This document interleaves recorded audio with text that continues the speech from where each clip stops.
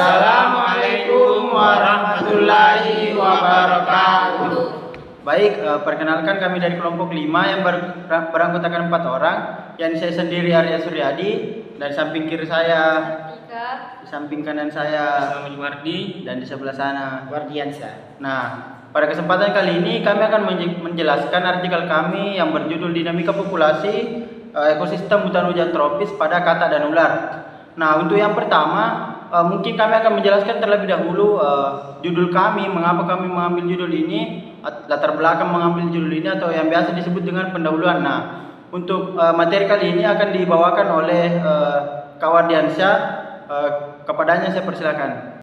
Dinamika populasi ekosistem hutan hujan tropis pada katak dan ular adalah pembahasan kita kali ini. Nah, hutan hujan tropis adalah penanda kekayaan ekosistem bumi yang tak dapat tertandingi dengan keanekaragaman hayati yang luar biasa. Hutan-hutan ini menjadi rumah bagi jutaan spesies yang ada di bumi ini, sebagai lapisan vital dalam jaringan kehidupan planet kita. Hutan hujan tropis menawarkan lebih dari sekedar keindahan visual, di mana mereka merupakan penyokong utama kehidupan di bumi, dari rimba Amazon yang sangat luas sampai ke hutan-hutan terpencil di Asia Tenggara dan juga Afrika. Hutan hujan tropis ini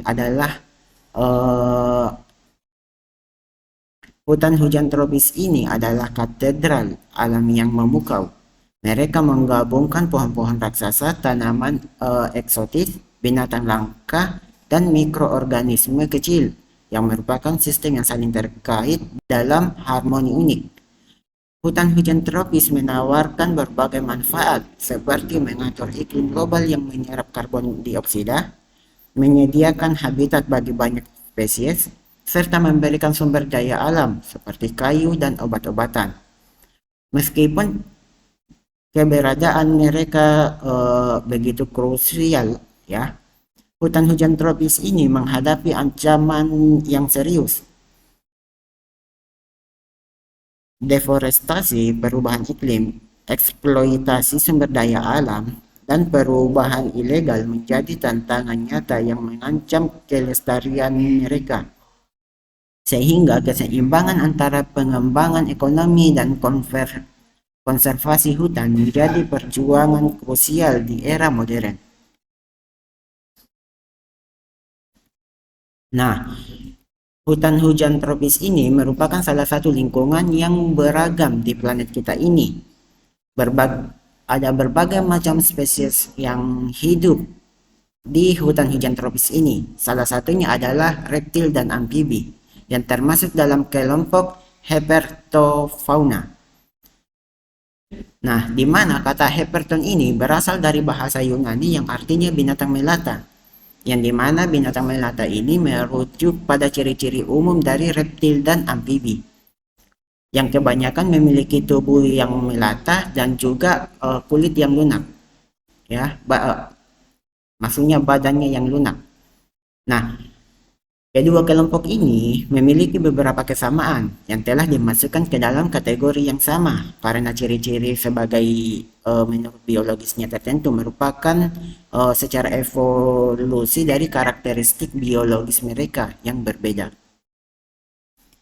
Nah, persamaan antara reptil dan amfibi itu hewan ekotermik, ya, di mana kedua kelompok hewan ini adalah hewan piokilotermik atau hewan yang tidak mampu mengatur suhu tubuhnya sendiri dan bergantung pada lingkungan.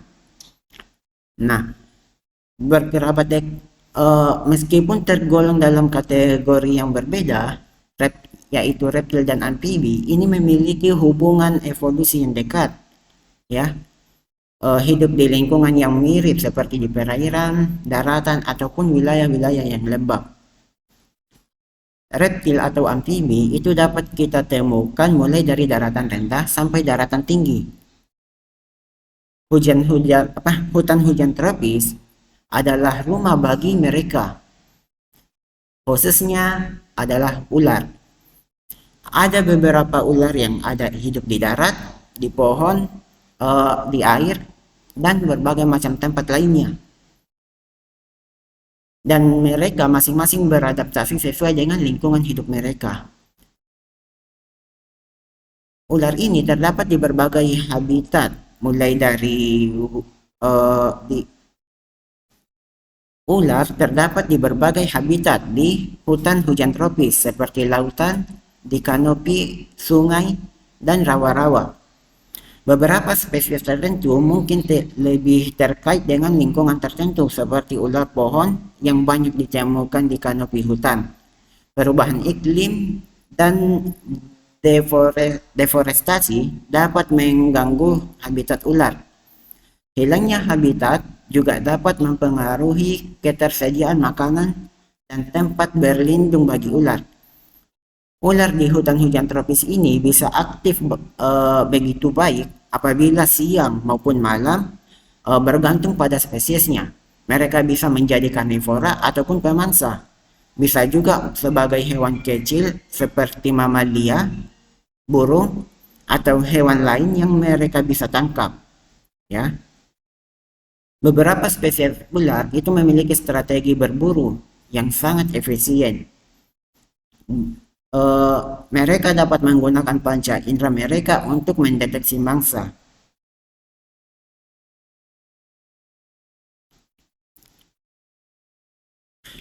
Hutan hujan tropis seringkali memiliki keanekaragaman hayati yang begitu tinggi, termasuk jenis hewan amfibi, di mana salah satunya adalah spesies katak yang beragam.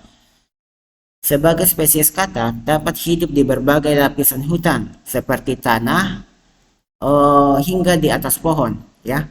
Katak juga sangat bergantung pada beberapa habitat yang cocok untuk berkembang biak. Mereka mungkin membutuhkan air untuk bereproduksi dan biasanya terkait erat dengan lingkungan air seperti sungai, kolam, atau rawa-rawa di hutan hujan tropis. Perubahan iklim,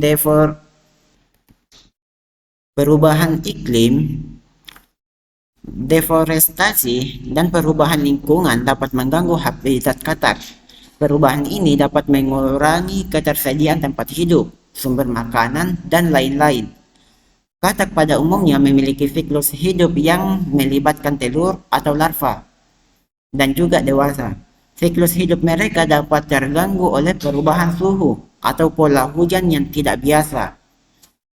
Predator seperti reptil, burung, mamalia, dan bahkan serangga dapat menjadi ancaman bagi mereka. Selain itu, penyakit seperti infeksi jamur dapat mengancam populasi katak di hutan hujan tropis. Untuk mencegah populasi katak, langkah-langkah konservasi dan perlindungan habitat hutan hujan tropis sangat penting. Ini melibatkan pengaturan tata kelola dan hutan yang berkelanjutan. Upaya untuk mengurangi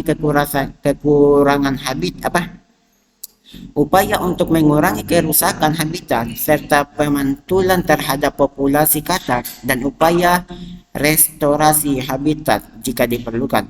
Nah, dinamika populasi dalam ekosistem hutan hujan tropis adalah studi tentang perubahan jumlah distribusi dan interaksi antara berbagai spesies makhluk hidup di lingkungan hujan tropis ini.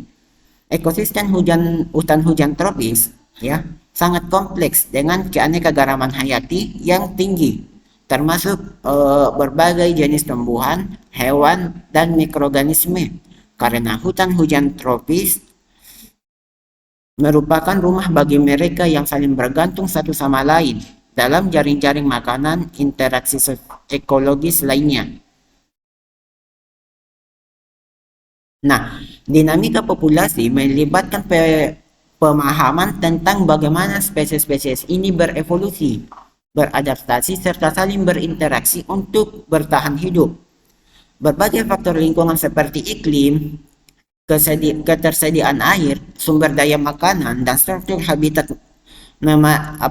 memainkan peran kunci dalam mempengaruhi pertumbuhan dan keberlangsungan hidup mereka. Nah, perubahan iklim seperti meningkatnya suhu atau pola hujan yang berubah-ubah secara signifikan ini itu eh, terhadap dinamika populasi. Ini itu juga dapat berpengaruh pada perkembangbiakan mereka tersebut. Nah, dinamika populasi juga melibatkan studi tentang interaksi antara spesies-spesies yang berbeda, seperti hubungan predator-prey, kompetisi untuk sumber daya, simbiosis, dan hubungan lainnya yang mempengaruhi pertumbuhan dan keberlangsungan hidup masing-masing spesies. Aktivitas manusia seperti deforestasi, penebangan liar,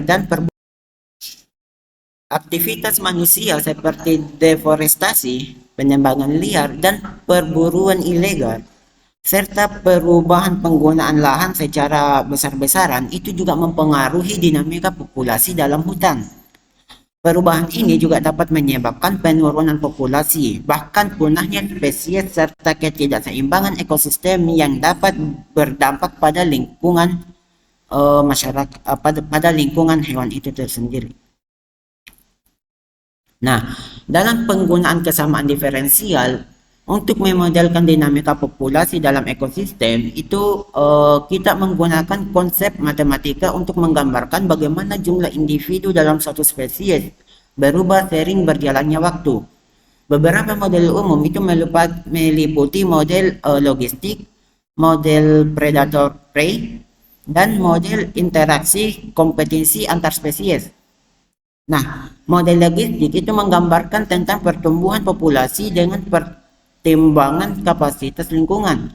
Model predator-prey juga memperhitungkan interaksi antara predator dan juga prey dengan menggunakan model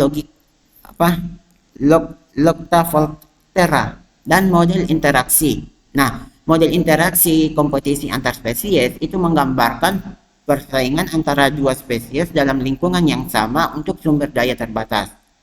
Penggunaan persamaan diferensial dalam model ini memungkinkan kita untuk memprediksi bagaimana populasi spesies dalam ekosistem hujan tropis akan berubah seiring berjalannya waktu, serta bagaimana interaksi antar spesies dan faktor lingkungan akan mempengaruhi dinamika populasi.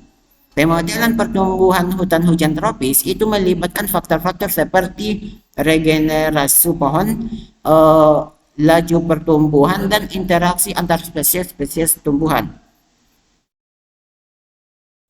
Dalam konteks perlindungan hutan hujan tropis, persamaan diferensial juga bisa digunakan untuk memodelkan efek dari upaya-upaya konservasi terhadap hutan. Maka model ini dapat menggambarkan bagaimana peningkatan dalam usaha konservasi seperti penanaman kembali atau pengurangan deforestasi dapat mempengaruhi pertumbuhan kembali hutan. Nah, dan pemodelan ini juga membantu kita memahami bagaimana intervensi manusia, baik itu positif maupun negatif, dapat mempengaruhi ekosistem hutan hujan tropis. Meskipun model-model ini seringkali sederhana, mereka dapat memberikan pandangan penting tentang bagaimana kebijakan atau tindakan tertentu dapat berdampak pada keberlangsungan hutan hujan tropis. Nah, baiklah, mungkin itu saja yang sempat saya sampaikan pada kesempatan kali ini. Selanjutnya saya kembalikan kepada moderator. Terima kasih. Baik, itulah tadi penjelasan materi dari Kak Wardiansyah.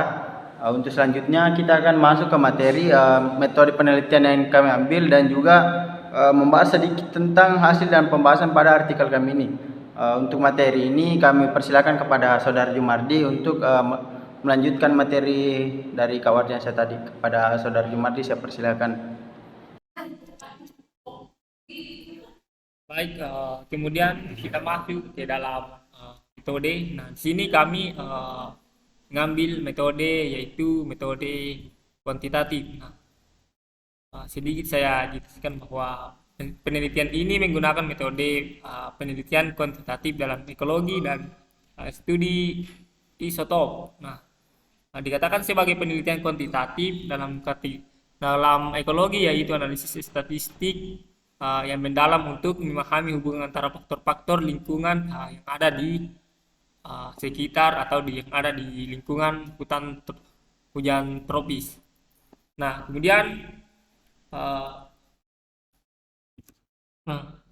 kemudian hubungan antara lingkungan, populasi dan interaksi antara spesies serta studi isotop yang dapat memberikan informasi tentang hubungan makanan dan jaringan makanan dalam ekosistem hutan hujan tropis dan membantu dalam memahami pola makan dan interaksi antar spesies. Nah, di sini metode ini kami gunakan, yaitu metode kuantitatif, yang dimana kami menggunakan data atau data analisis statistik, yang dimana ini adalah bagaimana kita bisa melihat bahwa bagaimana dalam hubungan antar faktor lingkungan yang ada di hutan hujan tropis, yang dimana dinamika populasinya itu ular dan katak. Nah, kemudian kita masuk ke dalam pembahasan, yaitu hasil dan pembahasan. Pada studi dinamika populasi dalam hutan tropis menggunakan persamaan diferensial. Kemudian hasilnya bisa sangat bervariasi tergantung pada kompleksitas model yang digunakan dan data yang tersedia. Nah, persamaan diferensial ini dapat digunakan untuk memodelkan bagaimana populasi suatu spesies berubah seiring waktu dan lingkungan hutan hujan tropis dengan mempertimbangkan faktor-faktor seperti pertumbuhan, interaksi kapasitas lingkungan, dan faktor lingkungan lainnya. Nah, di sini kita bisa lihat bahwasanya pertumbuhan dari populasi yang ada di hutan hujan tropis itu dapat dengan mempertimbangkan faktor-faktor seperti faktor pertumbuhan lingkungan atau faktor yang ada di hutan hujan tropis atau populasi yang ada di hutan tersebut. Nah, kemudian hasil dari analisis menggunakan persamaan diferensial dapat berupa prediksi tentang bagaimana populasi ular dan populasi katak akan bertahan atau menurun seiring waktu reaksi terdapat perubahan lingkungan tertentu. Nah, tingkat pertumbuhan yang optimal atau bagaimana interaksi antar spesies memengaruhi populasi satu sama lain. Nah, di sini kita bisa melihat bahwasanya bagaimana dalam populasi ular dan katak itu bisa bertahan seiring dengan berjalannya waktu atau reaksi terhadap perubahan lingkungan tertentu. Nah, kemudian kita masuk dalam pembahasan hasil analisis tersebut akan mencakup interpretasi dari pola-pola yang dihasilkan oleh persamaan diferensial, pengaruh faktor tertentu terdapat dinamika populasi, stabilitas atau ketidakstabilan sistem, serta implikasi terdapat keberlanjutan dan keseimbangan ekosistem hutan hujan tropis. Nah, kemudian hasil analisis dari persamaan diferensial pada dinamika populasi hutan hujan tropis, yaitu pertumbuhan populasi, interaksi antara spesies, respon terhadap perubahan lingkungan, kestabilan sistem, dan implikasi konversipasi pertumbuhan populasi tentang bagaimana populasi ular dan katak berfluktuasi seiring waktu. Kemudian apakah yang yang akan terjadi peningkatan stabil atau fluktuasi yang signifikan interaksi antar spesies, tentang bagaimana antar spesies seperti kompetisi atau hubungan predator-predator yang memengaruhi dinamika populasi ular dan populasi katak. Nah, di sini kita bisa melihat bahwasanya bagaimana uh, bagaimana antar spesies seperti mangsa-mangsa, yaitu predator dan yang pemangsa dan memangsa, bahwasanya dia. Nah, kemudian ada respon terhadap perubahan lingkungan terkait dengan bagaimana perubahan dalam lingkungan seperti deforestasi, perubahan suhu atau pola hujan. Nah, untuk mempengaruhi populasi dalam jangka panjang, kestabilan sistem mengenai apakah populasi cenderung menuju keseimbangan atau apakah populasi ada potensi untuk kolaps atau kehancuran populasi tertentu. Aplikasi konservasi, bagaimana hasil dari analisis ini dapat memberikan wawasan untuk melingkungsi keanekaragaman hayati dalam hutan hujan tropis. Strategi konservasi yang efektif dan tindakan yang dapat diambil untuk menjaga keseimbangan ekosistem. Nah, kemudian pada populasi ular dan katak dapat dimodelkan menggunakan model logistik. Nah, yang dimana persamaan umumnya ini adalah model logistik sebagai kita bisa lihat dimana dN per dt sama dengan Rn 1 dan NK. Nah, ini adalah satu model persamaan umumnya. Nah, kemudian di sini dN per dt itu adalah perubahan populasi terhadap waktu. Dan N adalah jumlah individu dalam populasi. Kemudian T adalah waktu. Nah, kemudian R ini adalah tingkatan pertumbuhan intrinsik dan K adalah kapasitas lingkungan. Nah, di sini bisa kita lihat bahwa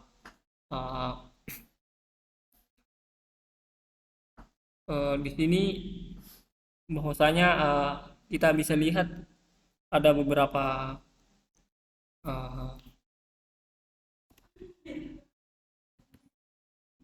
nah, di sini kita bisa lihat bahwasanya dalam waktu atau populasi dalam waktu panjang, apakah ada yang berkurang atau bertambah. Kemudian nah, dengan menggunakan persamaan di atas, kita bisa membentuk persamaan model logistik pada populasi ular yang dimana ditandai dengan huruf S dan katak ditandai dengan huruf F. Nah, pada hutan hujan tropis yaitu sebagai berikut. Nah, dimana dF per dt sama dengan theta F, mana 1 kurang F per C1 kurang beta Fs, mana ds per dt ini sama dengan ular atau tandai dengan S. Nah, di sini kita melihat bahwa ds per dt sama dengan do S 1 kurang S per C2 tambah alpha SF. Kemudian kita masuk pada parameternya itu C1, mana kita melihat bahwa pimpin capacity atau daya pertumbuhan katak di hujan tropis. Nah, kemudian C2 yaitu di kapasitas daya tampung ular yang ada di hutan hujan tropis. Nah, kemudian theta yaitu uh, lagi pertumbuhan intrinsik katak, lagi pertumbuhannya katak perharinya. Kemudian do yaitu lagi pertumbuhan ular pada perharinya. Kemudian alpha laju interaksi ular terhadap katak. Nah, kemudian beta yaitu dengan laju interaksi katak terhadap ular. Nah, cukup sekian dari saya. Saya kembalikan pada moderator. Itulah tadi materi dari Saudara Jumardi sangat menarik. Untuk selanjutnya kita akan masuk ke titik stabilan atau titik kritis dan juga simulasi numerik dari artikel kami ini yang akan dijelaskan oleh Saudari Sartika. Kepada Saudari saya persilakan. Baik, terima kasih atas kesempatan yang diberikan. Langsung saja di sini saya akan melanjutkan pembahasan dari Saudara Jumardi, yang dimana di sini yang pertama saya akan membahas tentang eksistensi dan kestabilan titik kritis. Nah, dengan kita telah menyelesaikan sistem persamaan diferensial yang pertama dan kedua tadi yang memenuhi turunan S atau turunan R turunan ular terhadap T sama dengan 0 dan turunan F atau frog atau katak, turunan katak terhadap T sama dengan 0.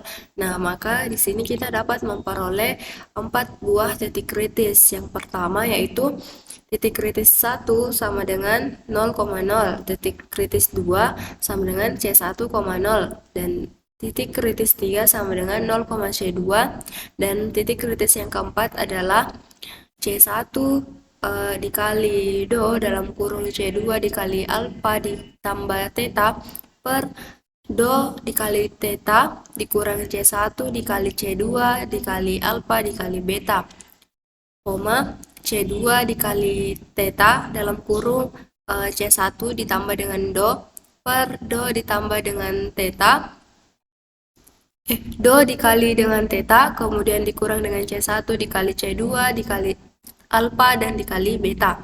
Nah, di mana TK1-nya ini atau titik kritis pertamanya ini menggambarkan kepunahan dari populasi katak dan ular. Nah, sedangkan titik kritis kedua dan yang titik kritis ketiga ini masing-masing menggambarkan kondisi dari eksistensi salah satu populasi, yaitu katak dan ular. Nah, selanjutnya yang terakhir untuk titik kritis keempat ini menunjukkan kedua populasi katak dan ular akan eksis dengan syarat apabila alfa beta lebih kecil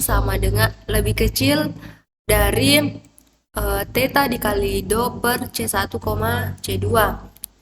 Nah, kestabilan lokal dari keempat titik kritis tersebut dapat kita uji dengan menggunakan aplikasi Maple. Nah, dengan menampilkan grafik trajektori seperti ini. Nah, jadi gambar satu ini merupakan trajektori atau phase portrait dinamika populasi dari katak dan ular.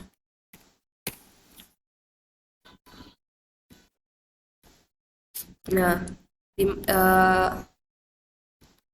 grafik ini, trajektori ini atau phase portrait ini bisa kita buat menggunakan aplikasi Maple, di mana kita membutuhkan sebuah codingan atau script untuk memasukkan persamaan-persamaannya dan memasukkan parameternya. Nah, di mana dalam Maple seperti ini. Scriptnya itu seperti ini.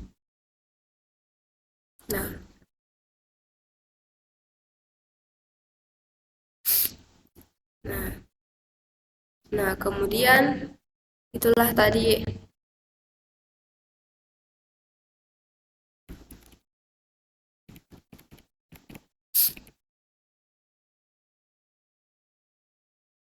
Itulah tadi eksistensi dan kestabilan titik kritis. Nah, selanjutnya untuk pembahasan yang kedua, kita masuk kepada simulasi numeriknya.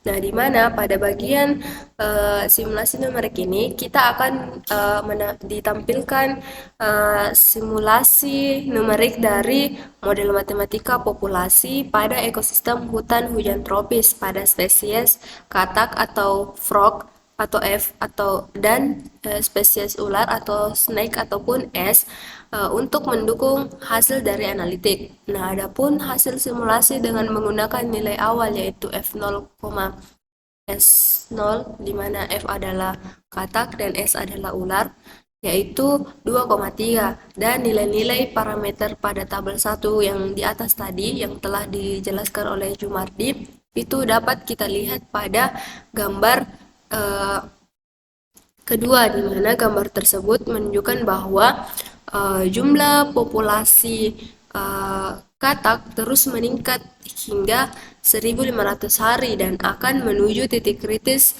koeksistensinya sampai waktu yang tak hingga. Nah, kemudian peningkatan yang terjadi akibat adanya laju pertumbuhan intrinsik katak dan laju interaksi dengan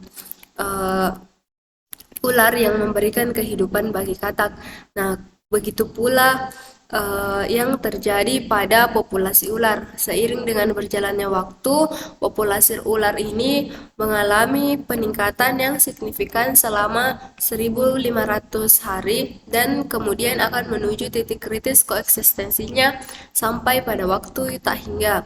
Nah, diketahui bahwa pertumbuhan dari populasi ular ini sangat cepat. Nah, seperti pada gambar ketiga di sini, mohon maaf di atas sini itu merupakan gambar 2, gambar 3.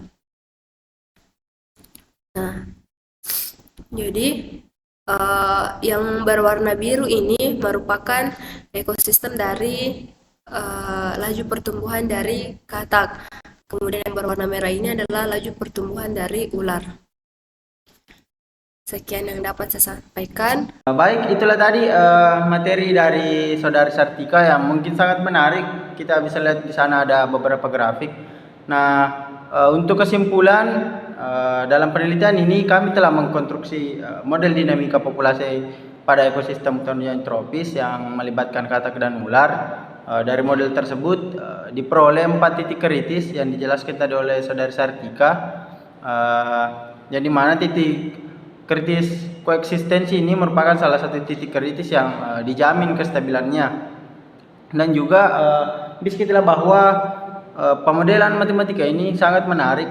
Kenapa? Pada ekosistem katak dan ular saja bisa dimodelkan dengan matematika yang sewow ini begitu. Mungkin peneliti selanjutnya dapat memodelkan ekosistem-ekosistem yang lain yang mungkin lebih rumit ataupun lebih menarik lagi untuk dikaji.